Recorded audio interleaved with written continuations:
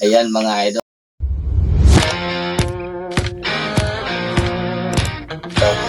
So paano yung ginawa mga idol? So ang shoutout po. Set up tayo mga master. So alas 4:30 na. Yan, dikoy natin. Tapos yung bala kong pwestuhan doon sa kabila mga idol. So hindi na siguro ako magkukura. Try lang natin kung abot ng speaker mga idol. So hindi ko pa na-arrange. So ito yung kinakawin na namin mga idol. So try ko lang, gagamitin natin ngayon is yung slug mga idol na hybrid.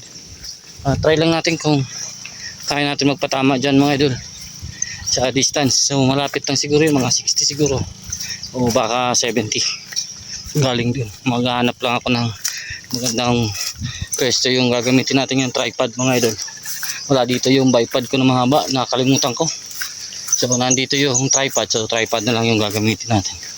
So hindi na siguro ako magkukura. Tingnan natin kung abot ng speaker dun. Dun ako sa kabila. So may station lang. Ito yung gamit natin. Yan. So dito yung spot natin. Ayan, kita-kita. Dadalan mga idol. May bababa. So hopefully hindi tayo kita dito. Pwede naman ako maglagay dito ng ng camonet. Saglitan ko lang.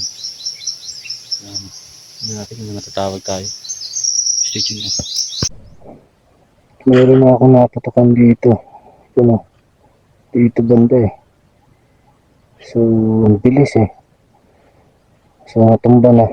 So parang next shot tumikaya dito, sayang hindi nag-record, naghang yung camera ko. Mainit na kasi yung battery, hindi ko pinapa-standby. Gawa ng kaunti na lang yung oras. Sayang. Gusto ko sana makita yung travel ng slug. Parang may lumabas Sir pa mga idol. Heidi Santilla. Yan, thank you. Shoutout po Sir X Hunter John TV.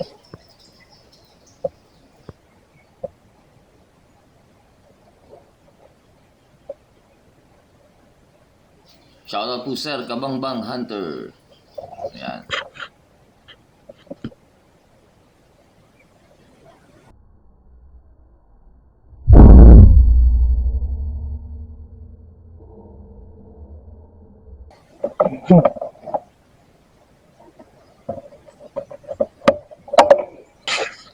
Shoutout po Sir General Valdez. Yan, thank you.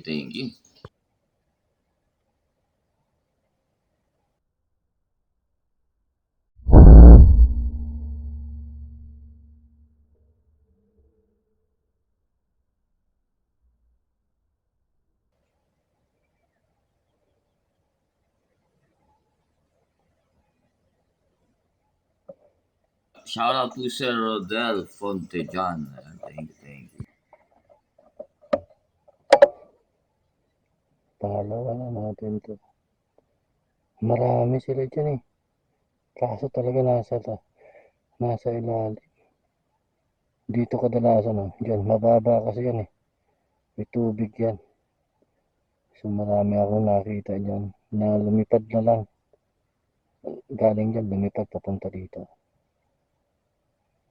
Dito sa damo na yan. Dito yan nakita ko na bumaba.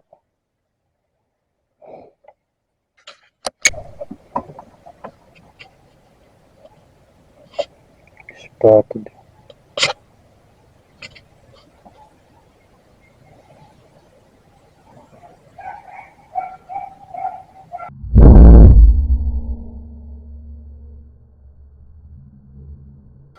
Uy!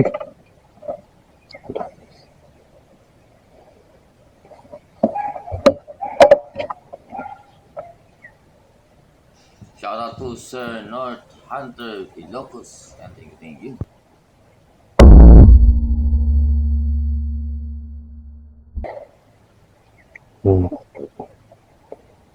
Sumasabog.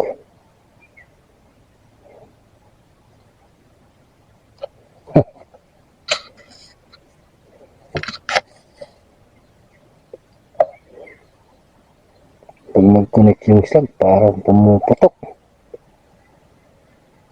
Kala ko ruwak eh.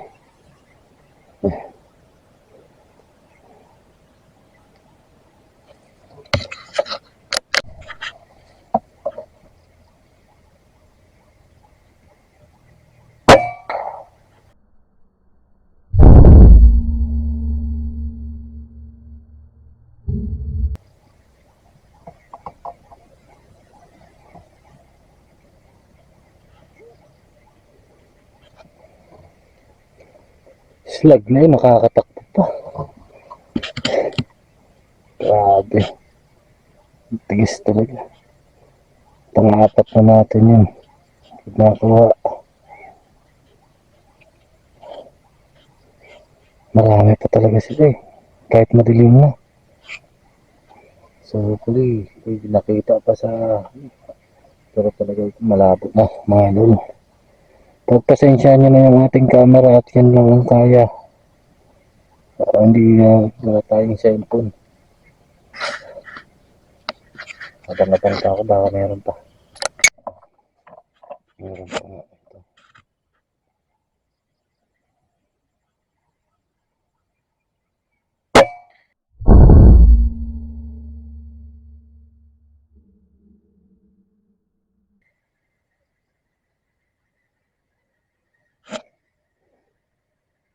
Yun lang.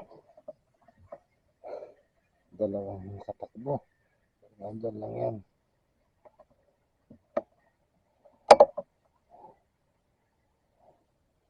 Sana makuha natin. 5 na.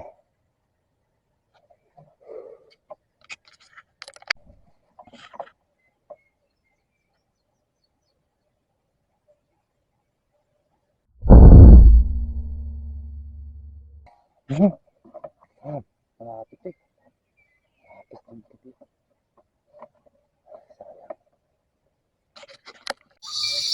So ayun mga idol, bali nakalima tayo. So 5 yung hahanapin natin doon. 2 yung sure, ay 3 yung sure na nandun. Yung 2 rock tsaka isang spotted. Yung 2 madilim na. So titignan ko doon, pag wala, babalikan ko na lang mamaya mga idol. Ilawan ko, kukuha ko ng flashlight. So ito yung gamit natin mga idol. Ito oh. So linagay ko sa plastic at marami kasi yung isang lalagyan, yung isang tin. So masyadong mabigat. So ito, 23 grains mga idol, hybrid slug. So ilagay ko lang dito sa pouch. Ayan. So ito yung unit natin. Ayan. Ito. So ito yung ginamit natin dito. So nag-tripod tayo. Ayan o. Sayang mga idol meron pang lumabas sunod-sunod. Bali tatlong tikling. Una may lumalabas na isa. Hindi ko tinatamaan mga idol, 2 beses ko pinutukan. Nagpa sa ulo lagi yung malapit lang kasi siya. Tapos tumawid siya dito sa akin. Yun, hindi ko na nakita, nahagipatan ng camera. Pero hindi ko na naputukan. Yung paglingon ko dun sa baba mga idol, dun sa kabila, meron 3 sunod-sunod. So bumaba sila dun. So hindi ko na naabutan mga idol. Ginapang ko sana dito, dinahandahan ko baka makita. Wala, diretso sila tumawid sa kabila. So ano siya, yung parang tikling pero color green yung tuka. So ngayon lang ako nakakita niyan dito banda. So dito sa area na to. Mostly yan mga idol dun sa may palayan. So pulutin ko lang yun, ayusin ko lang ito at pulutin ko lang yun mga idol. Then tingnan natin kung ano magagawa natin susunod natin dito mga idol. Stay tuned lang, tingnan natin kung ilan yung makukuha natin sa ngayon. So dito, meron ako dito isa. Ayun. So yun yung tumakbo. Ayun, yun yung tumakbo. Nandito lang. So yung isa na lang.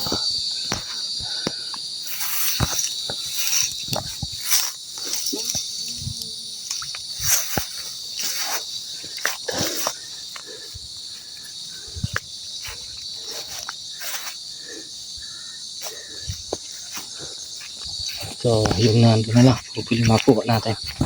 Ito yung dab. Ito na. Tama. Parang sumasabog mga sir. So akitin ko lang yun.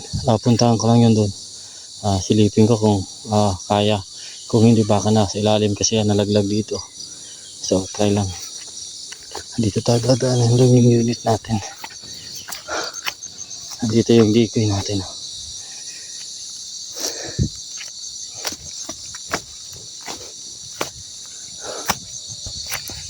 Puli nandito lang. Isa.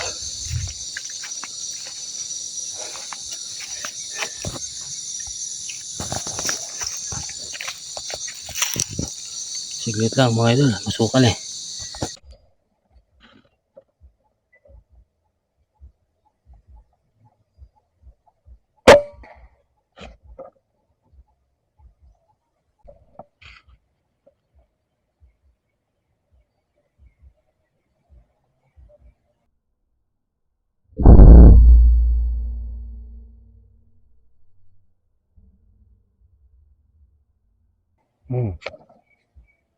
Oh, ay, nakatakbo pa.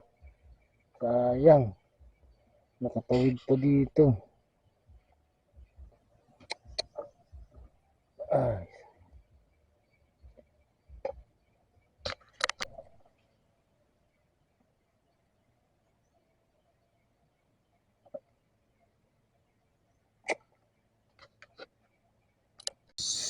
So yung mga idol, catch and cook na lang tayo mga idol. So hindi na natin nakakuha yung ating pang-5. So ayan mga idol, ito yung ating menu ngayon. So yung catch and cook natin or yung menu natin is dalawa lang. Kasi yung dalawa, iuwi natin yun. Ayan mga idol. So meron tayo ditong spotted tsaka rowak. So linagyan ko lang yan mga idol ng asin. Ayan, may asin. So yung diskarte natin pala maglinis para sa kalaman ng iba. No? Ito mga idol na rowak, inaalis ko po yung puwet na yan. So may puwet yan dyan, inaalis ko yan. Sabi nila mga idol, malansa daw yan. Then, kung makikita nyo dito, mga idol, ayan, linis na linis po yung loob niyan. So, wala akong tinitira mga idol na, tawag ito, yung mga laman loob. So, lahat yan mga idol naalis ko. Maliban na lang mga idol pag meron ng budang o gizzard. Gizzard mga idol, budang sa amin ang tawag dyan mga idol. So, yun, tinatago ko yun. Minsan iniipon ko siya, tapos minsan sinasabay ko na sa luto. Pero ito ngayon mga idol, dinispatch ako na sabay-sabay mga idol. At ito lang na kailangan ko, yung meat lang, tsaka yung ano. And again mga idol, sa rowak pala, yung paglinis ko dyan, inaalis ko na po yung balat, hindi ko na po yan binabalaybuan. Kasi ang kunat niya mga idol, pero lang sa akin mas lalo siyang makunat o matagal siyang maluto mga idol pag meron po siyang balat. Hindi ko lang alam sa iba kung meron silang diskarte na mas madaling lumambot yung karne. So para sa akin mga idol, yung diskarte ko is simple lang eh. Then malansa siya mga idol sa hindi pa po nakakalasa ng thick rowak, tsaka uwis, yan uwis. Spotted naman, parang may pagka-livery taste, ayan mga idol. So parang may lasang atay. So yung yung spotted o yung dove mga idol, lahat ng dove mga idol maliban sa kalapati mga idol, masarap sila mga idol kahit asin lang. So kahit asin lang, kahit wala pong asin, kahit hinugasan mo lang, lininisan mo lang, masarap na yan mga idol basta pinlagay mo sa apoy mga idol.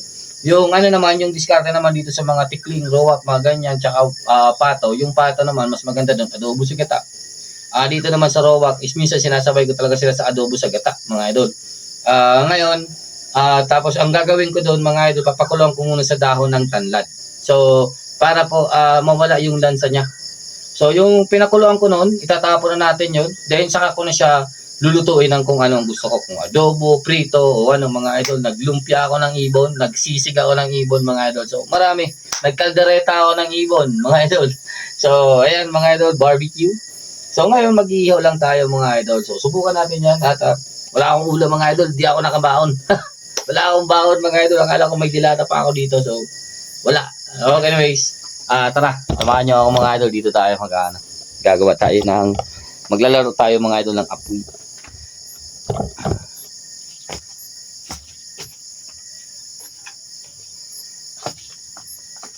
Ayan. Yan. So, dito sa amin mga idol, meron kami ditong, ewan ko, sa iba, siguro sa mga baryo, sa ibang lugar din mga idol, ito din ginagawa nila. Ito mga idol yung, sinisimulan ko sa apoy. Ito yung sa nyug. Ayan. Nakukuha to sa nyug mga idol. Ito yung ginagamit ko para mas mabilis yung niya. Pero mas maganda pag meron po akong use oil, yung hindi use oil na yung mantika na pinagprituhan ng isda, mga ganyan mga idol. So yung imbis na itatapon nyo na mga idol, mas mabilis yun mga idol pag ganito. Gagawa ka ng kasi, ewan ko ba, pero ang tagal niya mga idol ng apoy mawala.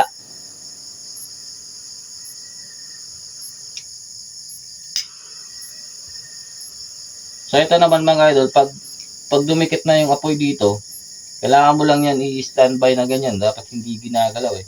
Tapos babalik ta rin mo yan para umakyat yung apoy niya. Sa mga ano dyan, sa mga taga yung may mga building, yan, wala nito dyan. Dito sa amin, nako.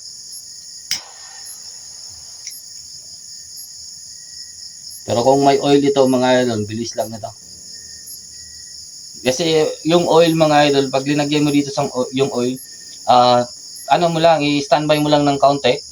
Tapos yung gagawin mo mga idol, parang paano mo lang, pa-soak mo lang yung eto. Kahit sa papel mga idol.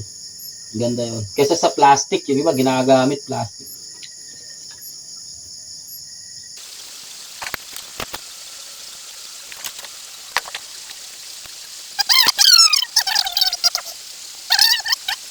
So, sa mga hindi po or mahilig mag-adventure dyan, pero hindi naman taga-bundok, mga idol. So, at least may tip na kayo na pwede nyo magamit. So, paano to mga idol gamitin, mga idol, eto. So, paano yung ginawa, mga idol? So, ang ginagawa ko, mga idol, pinipilipit mo muna yan. Para mahiwa-hiwalay mo sila. So, ang ginagawa natin. So, ngayon, hihiwalayin mo lang ganyan.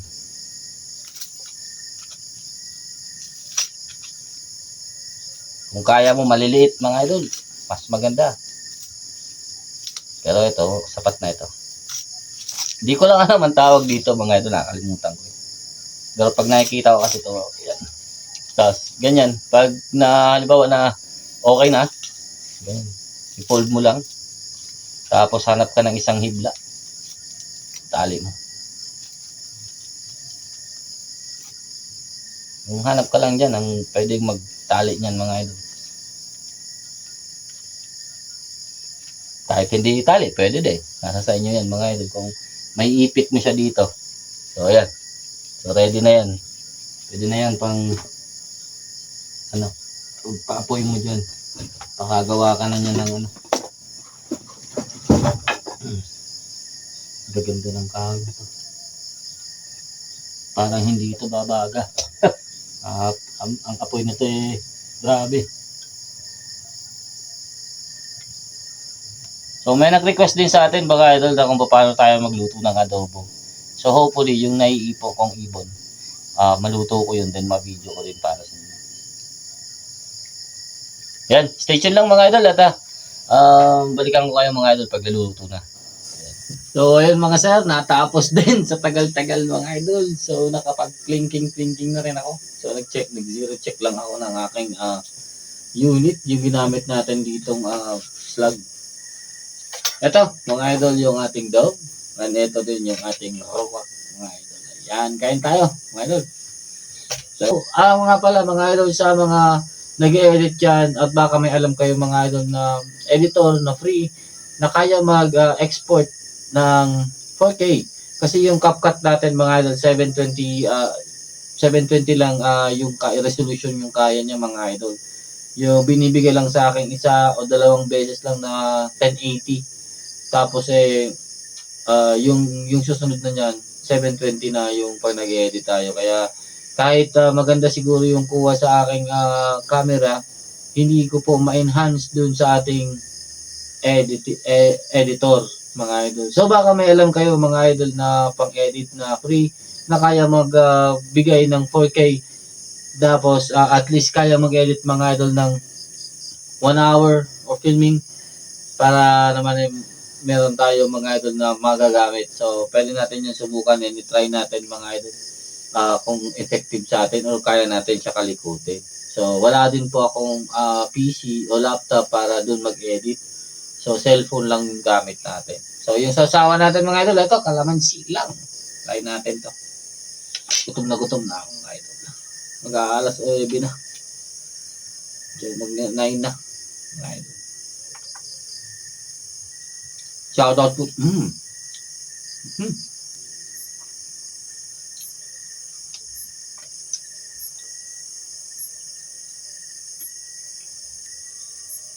Check ko lang ha. So yung kalahati hindi luto mga idol.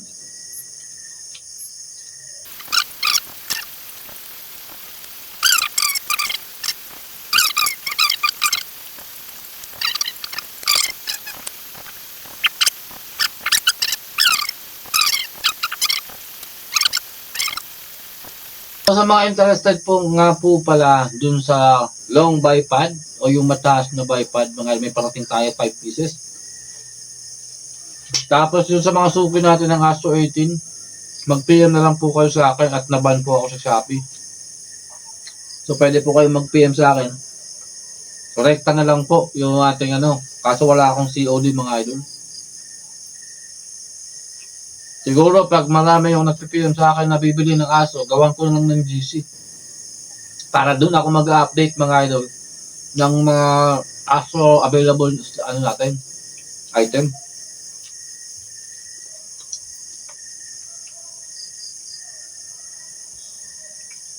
Makunat talaga.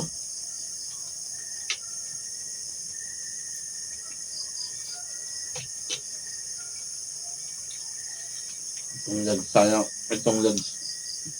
Kasi hilaw yung, yung dibdib eh. Sana ito hindi. Ganon din. Hilaw. One side, mga idol, hindi kasi abot dun eh. Putik na yan, sayang. Ito. Dami ito. Baktok. May dugo pa eh. Kanina pa ito. Alas 7. 9 na.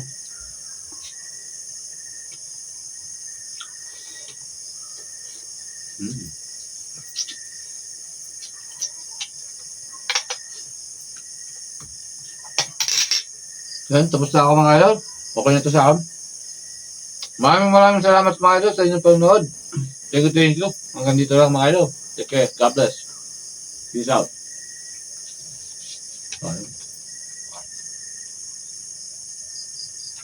Low.